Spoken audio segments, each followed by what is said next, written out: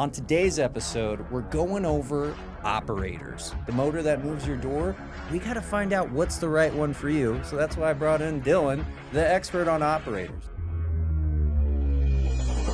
Hey everybody, welcome to the Garage Door Authority podcast powered by A1. And today, back in the saddle, we got Dylan Kepley. What's up, brother? What's happening, my man? What's up? Thanks for having me back. What's new? What's shaking? A whole bunch, man. I mean, we're holding it down here in Phoenix and everything. We have our regular meetings. I love to see the boys. I have off during the weekday, so my first day back, we have our Thursday meetings and get everybody together. So I get to go up there, and it's just great to see everybody. These are guys that I got to roll with when I was out in the field. So it's kind of like that day one rah day for me. So again, just another great day, another solid day here at A1, dog. How was that transfer coming from a technician, and now you're boys and brothers with everybody, brothers and sisters, and now you're going from being in the field, being in the trenches, and now you got to get on to people for like time cards. But at the same time, I see you thriving. So how's that? It's easy. I mean, I did supervisor work in my old job and everything. I what makes it so different with this is I wasn't 100% bought in with that company before. You're just kind of going through the motions and everything, whereas there's a little bit more skin in this game. These are guys that I know, like I've known where they've come from, where they are now, where they want to be. So I look at my role as, I'm doing time cards, and I got to get you get on people's cases about these tiny little things, but I get to have like monthly conversations, like these one-on-ones with guys, and see where they're at, see where they need to be, where they want to be. It comes from a place of the heart, and right. I love that part of the role. That's the biggest one for me. I get to do like the daily shout outs, guys who've had great days. It's always good. Like if you're going to be out and it's hot, it's July, in Arizona. So if you're going to be out, we might as well be out there and making our work worthwhile. Right. And so it's great to be able to hold these guys accountable, watch them grow, and be able to do it on the other side and be, be one who gets to affect that firsthand. Like that's what fills my cup. Yeah. Yeah. So it's like, go to work. I get to go, and I always joke I get to be everyone's Flavor Flav, essentially. Flavor Flav. Yeah, just give me just give me a microphone and a big clock, man. I'm here. I'm here to be everyone's hype man, and I love that part of the gig. Yeah, for sure, dude. Anyways, how's Ange and the kids? Good. Yeah, good. They just started with school. The girls went back. We got 13-year-old. She's in 8th grade. The 10-year-old went to 5th. My son just started pre-K and everything, which, big old tear right down there. He don't need me. He went right in. The teacher had to remind him to say goodbye. Yeah, Dad, thanks. Yeah, but it's so cool, man. I mean, you get to, like just when you think you have everything figured out and like a whole schedule figured out, we had it figured out with the girls, but you throw that one in, he's constantly home, and now he's not. Now he's not for it's literally for half the day. Right. It's for I go to the gym, I run some errands. It's nice to have that, but you're so used to having them there. So now it's like time to roll with the punches and get with it. Yeah. And he's just growing. He's growing, and he loves it, which is awesome. He loves to go. So like that's been our new routine now, and everybody's kind of on the same page. Everybody starts at the same time, and you have the chaos of the morning drop off and whatnot, but I love it. I love it. I love being able to be a part of it. And the next tier will drop when they all get calves, and dude. And they go elsewhere. Dude, don't blink, man. Don't blink, dude. It goes by quick. It got goes Baby Bash coming in September. It goes by so fast. I'm already tearing up at like kids movies and stuff. Videos, different. Dude. Videos and pictures. I told you guys last time I have like the pictures of like the wedding and everything. Up in my office, we print out all that stuff, and then videos, whether it's I tell like soon to be dads like yourself. I have a whole bunch of friends of mine that I grew up with that now have young kids back home. I'm like, pictures are awesome, dude. I look at so many videos of my son, throughout, like as when he was a baby, a toddler, and now that he's going like to school and everything. And it's really cool to be able to capture, like even just a minute. You go right back into that moment. It's like being in a time machine. Yeah. Videos for everything, and I get them printed. They're all on DVDs. So God forbid anything happens with the phone or the cloud. Yeah. I still have it. I still have it because you're never going to get that back. You know, We were just having that conversation the other day with my nephew. He's 11 years old now. Yeah. But if you go and look on my sister's social media from delivery room to now, like his whole life is documented. And I was like, hey, maybe we should get those into a baby book because that's super important to me. We already have photo albums prepping for this baby boy. And then if you go around my sister's house, I also forgot there's no walls. It's just family pictures. Yeah. And it makes me so happy. And I'm so excited now that little baby boy Bash is about to come over because there's not going to be, they're going to have little 1/2 inch where you can kind of see, it's called agreeable gray in my house. That you'll see a sliver of that, but I'm so excited for the baby books and all the pictures. Yeah, you can never take too many. I remember I used to like rag on people who did that, and again, it just switches as soon as the kids are here. Completely different story. Yeah, couldn't have put my foot in my mouth faster. Yeah, I just have. It's a reason. When I got a new phone, I was like, how many gigabytes do you have? Yeah, I got a lot of pictures. I need all of them. Yeah, that transfer is going to take 2 days. Yeah. Yeah. No, it's the best. It's the best, dude. I can't wait. I can't wait for you and Chauncey, dude. I want to ask you about different types of operators, and I just want to know what you think, pros and cons. So we'll start the old true and faithful that everyone's used to, chain operators. How do you feel about them? What's good? What's bad? Strong. I mean, pros on that, they're strong. Chain's always going to be the strongest and everything. It's something that you can adjust. Even when your door is, a little unbalanced, if that spring is wearing down, it's still going to be able to lift it up. They're noisy. Yeah. They're noisy. It was something that we had when we first got the house, and everything. It's something that they rattle, they make a lot of noise. If you don't mind the noise, feel free to keep it. I don't think they have as much of a shelf life.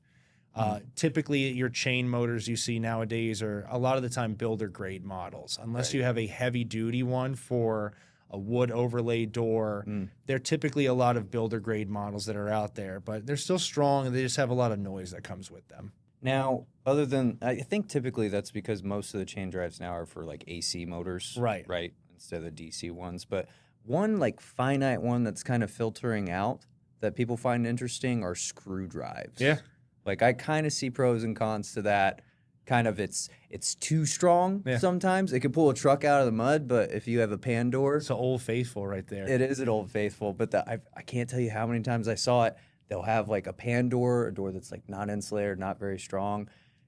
And if that door doesn't want to move and that motor still wants to go. Yank it right up. Ooh. And not only that, it's like yanking the door in half and then what is in the garage most of the time? A car. And it just drags it over the top of the car. So it's like, yeah, it's going to run forever, but it's going to run through everything. It's the only motor I've ever seen in the field that was over 30 years old. Yeah, I see them all the time from like 1985. And still hoofing it. Yeah. And still hoofing it. And we are all about options. I would always tell folks, hey, listen, if you want to ride this thing until the wheels fall off, literally and figuratively, by all means. The stamp date on this bad boy is from 91. It's older than I am. Right. It's older than I am. I'm a 94 baby. And I'd say if you want, this is Old Faithful, it's going to pick this door up. Yeah. It's just something that technology is being phased out and has been being phased out over the last couple of years. I think the only place you can find them now is Home Depot. Yeah. I think Genie still makes models, but even then they have still, it's more just so for options. They've still phased that type of motor out of their catalog over the years too.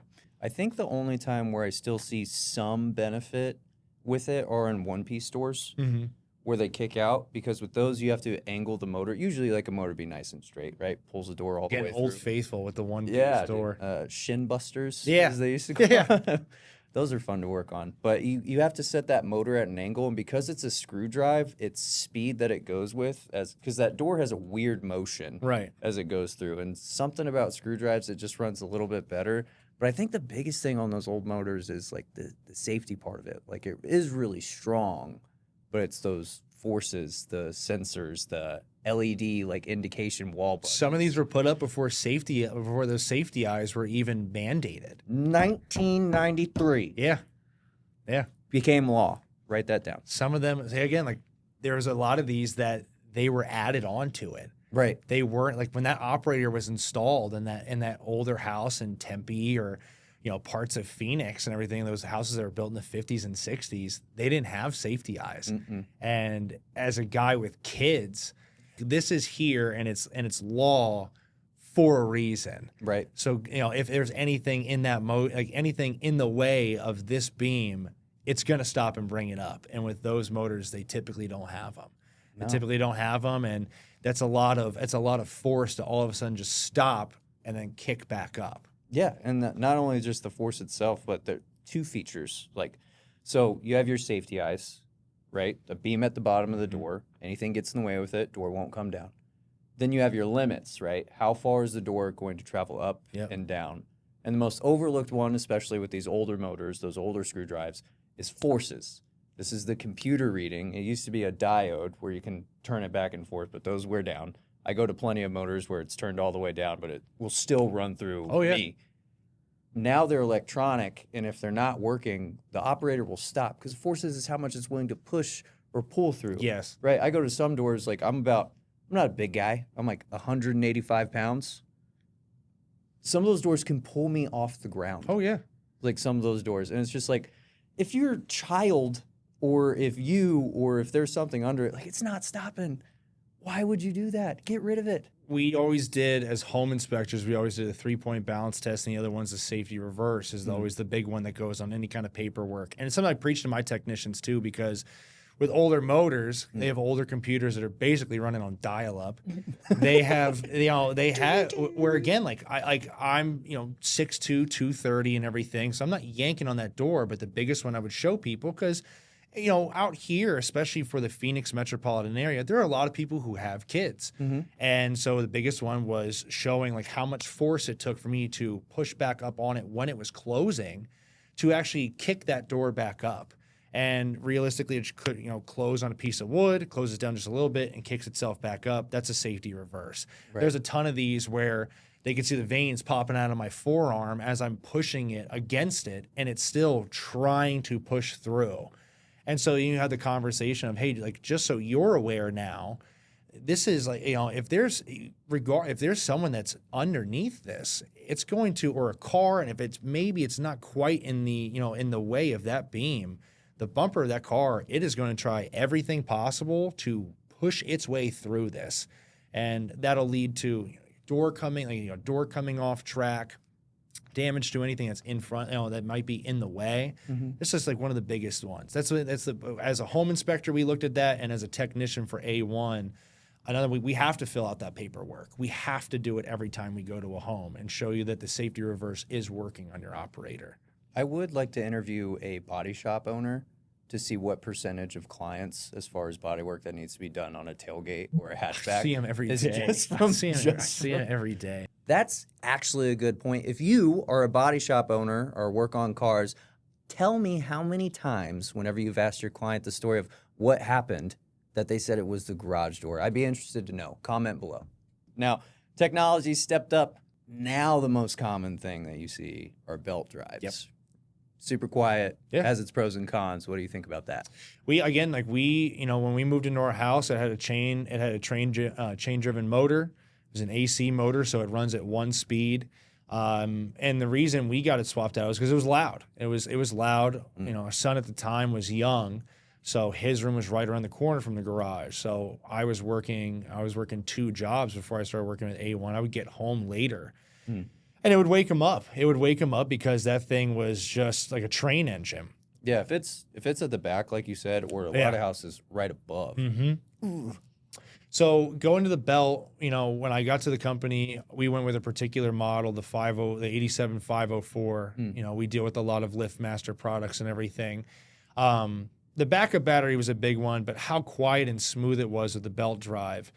A little bit of lubrication, some nice new wheels on the door, and because it's a DC motor, it would gently put the door down and gently bring it up. It wouldn't just start and stop for the win, absolutely. Baby. And it was night and day difference. I thought, again, like as a guy who never really dealt, head first into garages, you think, well, how much would it change? Like, how much would this really change? like the noise and how much would it really change like the operation of my garage. And it was again, day and night, crazy. Super strong. You have to keep the door balanced. You know, as I have like all the education that I do now, you have to keep that door balanced or else it's going to, they're not as strong. The belt is not as strong as a chain. It's going to shred that belt up, but it's just going with that proper maintenance of your door. As long as everything is being maintained, there's a reason why LiftMaster puts a lifetime warranty on that belt and rail. Right. You know, on those operators. Tested and true. Yeah, absolutely. They have a ton of great advanced features. Most of the time, those new belt operators they have, whether it's walk outside, the light comes on, you don't have to change the lights. It was a big one. That's nice. I have a step in my garage that goes down. And Oh, yeah. I think my medical bills would be up pretty Yeah. high. Good if I dental. didn't- Good dental. When any of my elderly customers, you know, battery backup was always a big one. I wanted that door to work for them regardless if the power was on.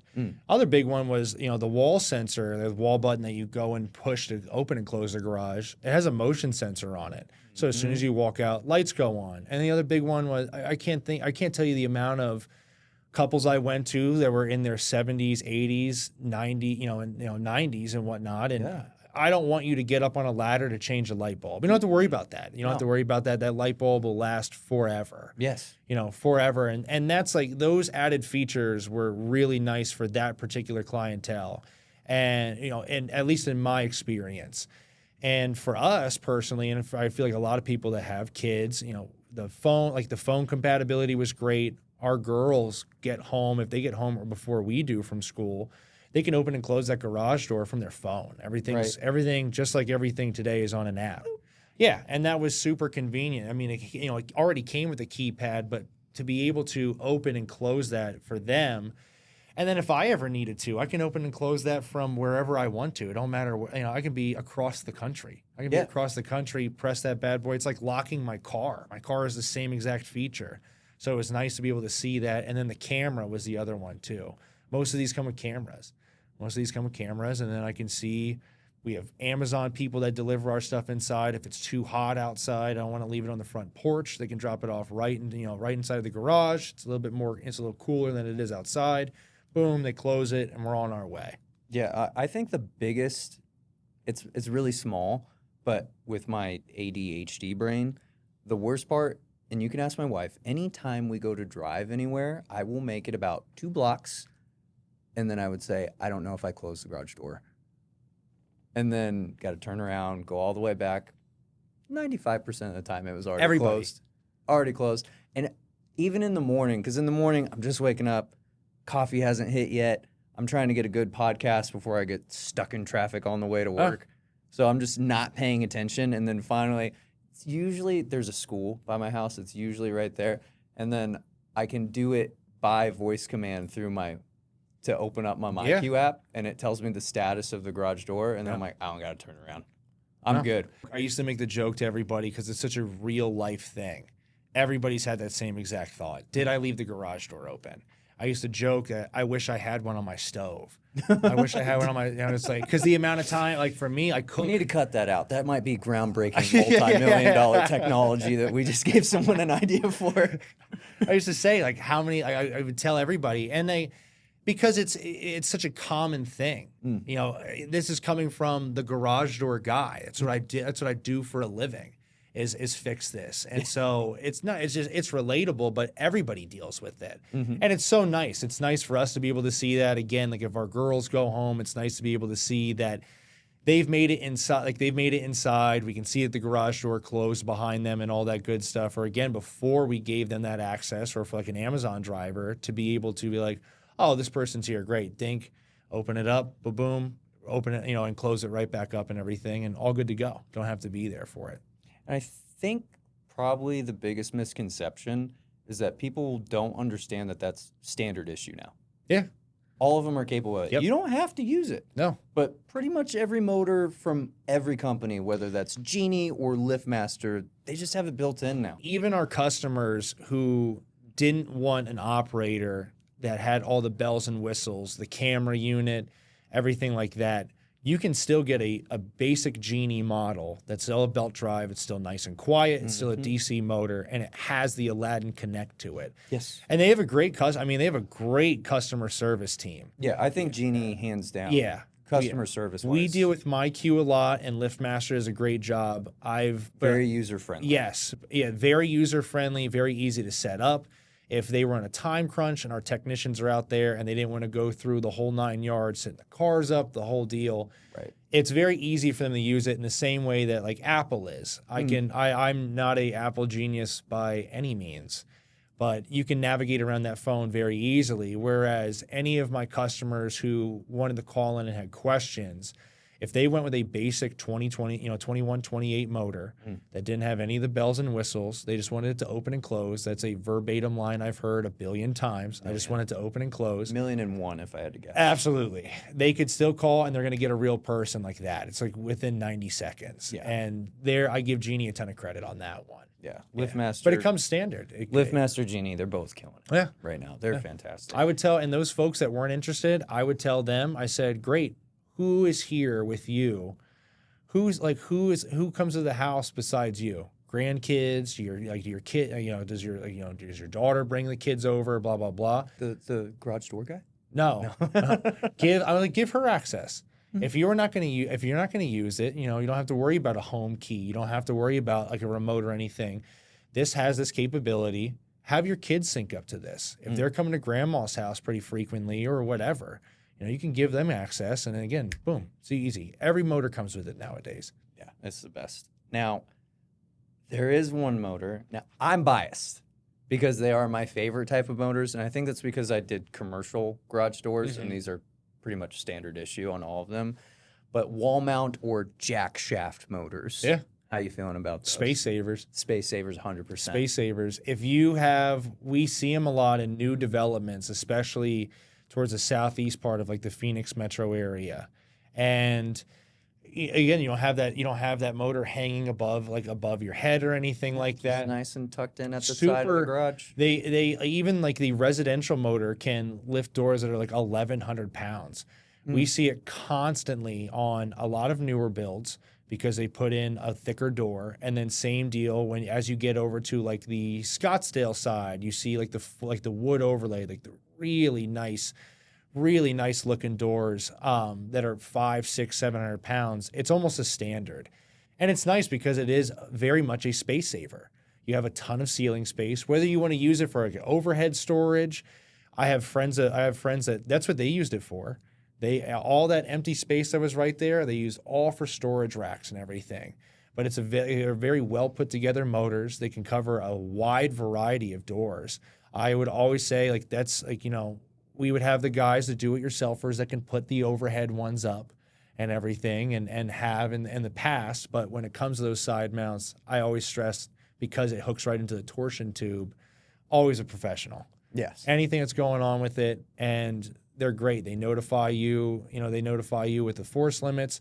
These new motors nowadays will tell you when you need maintenance on your door. Yes. In the same way that a car will. It says oil change required.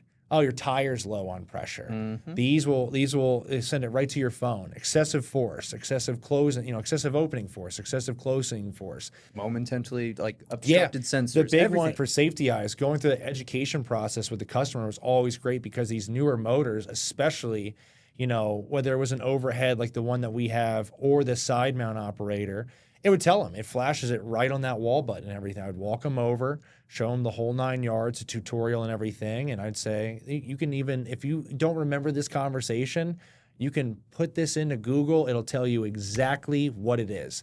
It'll tell you exactly what it is. It'll diagnose your issue for you. If you're having any kind of persistent issues, of course, give us a call so we can come take care of it for you. But if it's something as easy as a safety eye is out of place, just wiggle it back in, get the beam ready, and you're all good to go. And that's like a whole new technology that is a lifesaver. It's a lifesaver for us. It's a lifesaver for our customers. It's they don't have to have as many headaches. I think that's the biggest part that I enjoy about it is giving power back to the homeowner. Yeah. Because I felt really bad, especially when I did other garage door companies and working my way through. I go somewhere and people got to pay like a appointment fee and for me to show up. And then it was like, spider web with a leaf. Yeah. And now I'm just educating them, like, it says the sensor's blocked. You take a look at it. You move the rake. You dust it off. That's it. Yeah. Didn't have to call anybody. But if it says this or this, you have to call someone. Yep. So that's probably the best thing about it. I'm not a gearhead by any means. I don't know nothing about cars. No. So when you take it into a shop, you're kind of just going off of what the guy says. If we're doing our job properly and we're hooking that up for everybody, you're educating them about the door. You're educating them about the working components. And so, again, like you said about putting the power back into the homeowner. Well, if they see an excessive force closing, if you've done your job, if we've done our job as technicians to educate you about the system, you can say, oh, you know what? Like my springs are probably going. It's probably time I need to get those taken care of. And so you would see, I see a lot more confident homeowners when you go out to that job. It's a lot easier having that conversation with them because they feel like they're already in the know. Yeah, they know you're not lying. Yeah, they already have a little bit of information. They probably did a little bit of research and everything. So when you get to have that conversation, it's much easier. It's a much easier segue to get into, awesome. Well, we both know what the issue is, and here's how we're going to fix it. And it's nice that whether it's a LiftMaster or a Genie product, it kind of informed you about that before it became a dangerous situation. Yes. That's the biggest one. Yeah, proactive instead of reactive. Yes, absolutely. I also wonder, like, what's the most common type of opener? Because I think I have a pretty good idea about it, but in the comments below, tell me if you have a chain drive, belt drive, or something different. Brother, we've gone over chain drives, we've gone over screwdrivers, we've gone over AC, DC, belt drives, jack shafts. I feel like everyone in the audience is really going to understand how to pick the best garage door opener for them. I always love it whenever you come on, brother. I appreciate you so much. Thanks for having me again, dude. Yeah, man. See you around.